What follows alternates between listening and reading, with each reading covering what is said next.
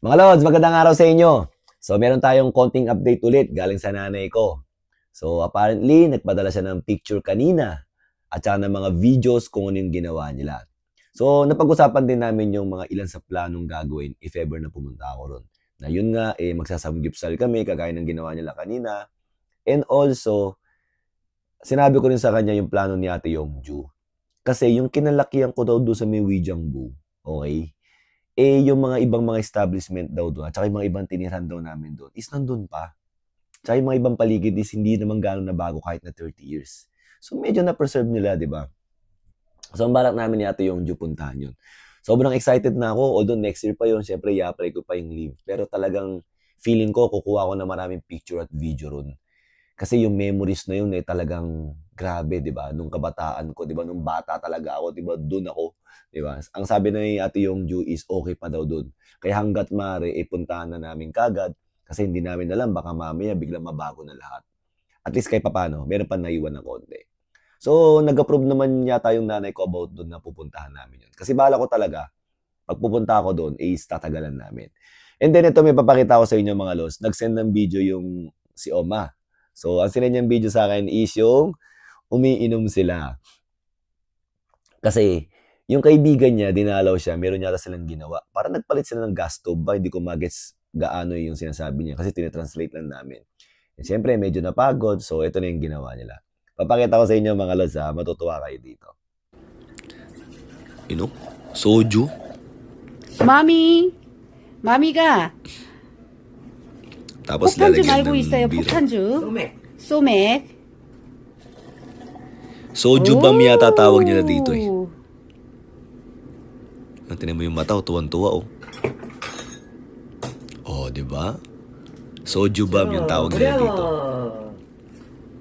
Oh, di ba? Oh, walang sayang mga los. Nakita niyo naman kahit doon, di ba? Tuwan-tuwa yung nanay ko. Oh, meron pang isang video to mga los, pakita ko sa inyo. 준영아, 엄마랑 이렇게 삼겹살 파티를 하고 있어. Samgyupsal daw. 맥주에 소주에 꼬치에 삼겹살에 파절이에 Yun ang sarap nun, no? 양파 Nakakagutom. 된장. So, sinasabi lang naman kung ano yung meron 맛있게 dun. 먹을게. So, mga lods, di ba, pag tinatawag nila yung pangalan ko, Junyo nga, ayan, yun yung tawag nila sa pangalan ko. So, nakakatuwa lang na, ayan, gasang sabi niya sa akin kung gusto ko raw ba ng ganito. Sabi ko, gusto ko talagang matikman yan dun mismo sa Korea habang nandun tayo sa inyo, yun ang sinabi ko. And sabi niya, sige, gagawin natin yan, paglulutuan kita. Yun ang sinabi niya sa akin. Tapos sinabi ko rin sa kanya na ang paborito ng mga apo niya is yung jajangmyeon. Siyempre, tinatanong namin kung kaya niya bang gawin. Sabi niya, kaya daw niya. Nagluluto kasi sa restaurant eh. Jajangmyeon, isa yun sa pinaka parang basic na ginagawa sa kanila. Pero kung makikita niyo mga lods, no, ang sarap talaga parang ang sarap-sarap tingnan ng pagkain nila, di ba, no? Napaka-fresh talaga. And actually, mga lods, pakikita ko rin sa inyo yung mga picture dyan, ha. Yung mga ibang picture dyan, kagaya yan, nakikita nyo, di ba? Ayan mismo yan. May samgyupsal, merong sibuyas, tapos meron yung parang sili na kulay green na masarap yan eh.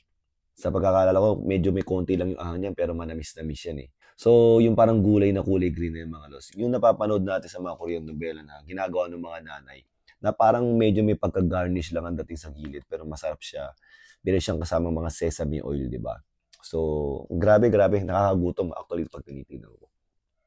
So, yun yung konting update sa nanay ko mga lods. And also, parang meron siyang gagawin niya ulit sa may City Hall eh. Hindi niya gano'n nabanggit sa akin, hindi magpapagupit daw siya. Ang sabi niya sa akin is magpapadala raw siya ulit ng video. So mga lods, simpleng update lang to. And hopefully, nagustuhan nyo. Kasi pinakita ko lang naman sa inyo kasi bigla siya nag-send ng video. Alam ko, inaabangan nyo na rin kung ano na ba ginagawa ng nanay ko doon. So kahit na maikli yung video na to mga lods, sana nag-enjoy kayo. Ilang mga lods ha. Thank you!